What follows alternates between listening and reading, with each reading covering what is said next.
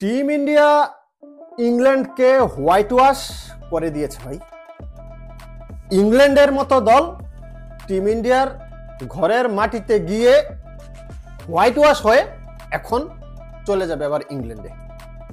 3 match one day সিরিজের একটা ম্যাচও কোনো রকম প্রতিদ্বন্দ্বিতা করতে পারে নাই। 3টা ম্যাচ আমি দেখেছি, আমার কাছে 1 মিনিটের জন্য মনে হয় নাই যে এই ম্যাচটা হয়তো টিম ইন্ডিয়া জিততে পারে। অনেকেই হয়তো শুরুর দিকে প্রথম 2-3 ওভার ইংল্যান্ড যেভাবে ব্যাট করছিল ভাবছিলেন যে ভালোই তো টক্কর দিচ্ছে।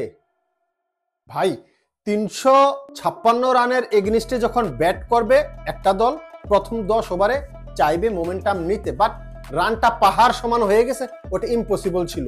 ওইটা ক্রিকেট অনিশ্চয়তার খেলা, ঠিক আছে, বাট এগুলো 2-1টা হইতে পারে। 1000 খেলা হইলে আপনি 350+ স্কোর হইলে 1-2টা ম্যাচ হয়তো জিততে পারে টার্গেটে, 300 রান 350 রানের টার্গেটে, বাট সেটা হচ্ছে রেয়ার কেস। রেয়ার কেস কখনো এক্সাম্পল হিসেবে আপনি দাঁড় করাতে পারেন না। সাদাকে সাদা, কালোকে কালো বলিব, সাদাকে কালো, কালোকে সাদা বলিতে পারিব না, আর আইসক্রিম ছাড়া কারো পা চাটিতে পারিব না। Hello viewers, it's me Rony bro, welcome to another new video. কথা বলছিলাম টিম ইন্ডিয়া কিভাবে ইংল্যান্ডকে 3 ম্যাচ সিরিজে হারিয়ে হোয়াইট ওয়াশ করলো, আলোচনা করব। তবে তার আগে বলে দিতে চাই, আপনি যদি আমার চ্যানেলে নতুন হয়ে থাকেন, যদি আপনি সাদাকে সাদা কালোকে কালো বলতে শুনতে অপছন্দ করে থাকেন, যদি আপনি মিথ্যা গুজব বানোয়াট একটু কি বলে হিংসাত্মক একটু নেগেটিভিটি ছড়ানো ভিডিও দেখতে পছন্দ করে থাকেন, তাহলে দুঃখের সাথে জানাচ্ছি এই চ্যানেলটা কিংবা এই ভিডিওটা আপনার জন্য না। আপনি স্কিপ করে কিংবা আমাকে ইগনোর করে চলে যেতে পারেন। সাবস্ক্রাইব করা থাকলেও আনসাবস্ক্রাইব করে চলে যেতে পারেন। ফেসবুক কিংবা ইনস্টাগ্রাম থেকে যদি আমাকে দেখে থাকেন, সেইখানেও আমাকে আনফলো দিয়ে দিতে পারেন। তারপরেও কমেন্ট বক্সে এসে বাজে মন্তব্য, বাজে ওয়ার্ড ইউজ করা থেকে বিরত থাকুন। যা বলছিলাম, টিম ইন্ডিয়া শুরুতে ব্যাট করে 356 রানের পাহাড় সমান স্কোর দাঁড় করিয়েছিল ইংল্যান্ডের সামনে। ব্যাট করতে নেমে শুরুতে রোহিত শর্মার আউট হয়ে যাওয়ার পরেও টিম ইন্ডিয়া এতটুকু বিচলিত হয়নি এবং তাদের রানের ফুয়ারা কিন্তু থামেনি। রানের চাকা কিন্তু সচল ছিল সবসময়, বিশেষ করে শুভমান গিল এবং আপনার বিরাট কোহলি, তারপরে শুভমান গিল, শ্রেয়াস আয়ার পার্টনারশিপগুলা এক কথায় অসাধারণ। টিম ইন্ডিয়াকে বড় রান করাতে এই পার্টনারশিপগুলা অনেক বেশি গুরুত্বপূর্ণ ভূমিকা পালন করেছে। শুভমান গিল যে ধরনের শট খেলেছে, এক কথায় আউটস্ট্যান্ডিং, তার সেঞ্চুরিটাই বলে দিচ্ছে। 112 রান করেছে 102 বল খেলে। মাটি কামড়িয়ে কিংবা স্থলপথে বল সীমানার বাইরে পাঠিয়েছে 14 বার, বিমান যোগে কিংবা আকাশপথে বল সীমানার বাইরে পাঠিয়েছে 3 বার। আউটস্ট্যান্ডিং। তারপরে আসেন বিরাট কোহলি, তার ফর্মে ফেরাটা খুব বেশি দরকার ছিল চ্যাম্পিয়ন্স ট্রফির আগে, এবং ঠিক এই মুহূর্তে বিরাট কোহলি কিন্তু ফর্মে চলে আসছে। তার ব্যাট থেকে রান এসেছে 52, অর্ধশতকের দেখা পেয়েছে। 55 বলে তিনি 52 রান করেছে।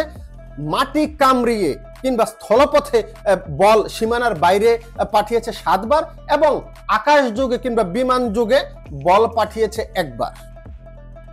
শ্রেয়াস আয়ার টি20 স্টাইল, তার আবারও সেই স্টাইল, 78 রান করেছে মাত্র 64 বল খেলে। সেইখানে মাটি কামড়িয়ে কিংবা সীমানার বাইরে বল পাঠিয়েছে আপনার 8 বার এবং বিমান যোগ কিংবা আকাশপথ ব্যবহার করেছে 2 বার।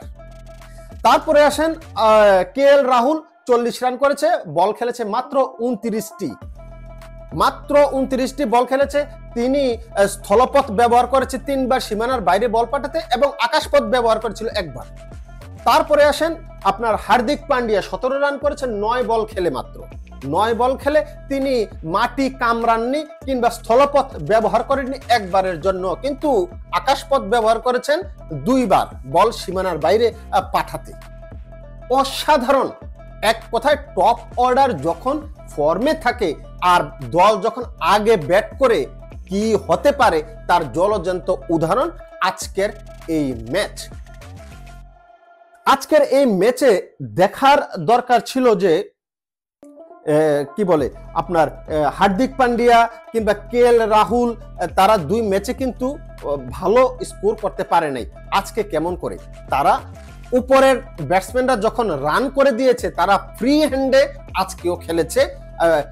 রান হয়তো 50 দেখা পায় নাই আপনার কি বলে KL রাহুল কিংবা হার্দিক পান্ডিয়া কিংবা অক্ষর প্যাটেল, কিন্তু রান কিন্তু করেছে বলের চাইতে বেশি, মানে এভারেজ রানটা ছিল। স্ট্রাইক রেটটা সবসময় 100 আপ ছিল, 100 এর উপরে থাকাতে স্কোরটা কিন্তু সেইখানে দাঁড় করিয়েছে। ইংল্যান্ডের কথা যদি বলি, ইংল্যান্ডের একমাত্র আদিল রশিদ ছাড়া আর সবাইকে বেধড়ক পিটুনি পিটিয়েছে। আদিল রশিদকে দিছে আপনার 2 সেক্টর দিছে, এই যে সাফা মার দিছে আর কি। তারপরও ভালো বোলার হিসাবে ইংল্যান্ডের আজকে আদিল রশিদকে আপনি বলতে পারেন, কারণ তিনি 10 ওভার বল করে 64 রান দিয়ে 4টা ব্যাটসম্যানকে আউট করেছেন। সুতরাং ইংল্যান্ডের এই জায়গায় সাকসেসফুল বোলার শুধুমাত্র আদিল রশিদ। অপরপক্ষে যখন 356 রান হয়ে গেছে, 357 রানের টার্গেটে ব্যাট করতে নেমেছিল ইংল্যান্ড, শুরু থেকেই একটু মারমুখী ভূমিকায় ছিল, বাট কখনোই আসলে খেলায় ছিল না ওই রকম ভাবে। আপনার জয়ের ব্যবধানটা জাস্ট কমিয়েছে কি, নতুন ব্যাটসম্যানটার নাম কি বলে, সল্ট করেছে 23, ডাকেট করেছে 34, বাটলার করেছে 38, জয় রুট করেছিল 24, তারপরে হ্যারি ব্রুক করেছে 29।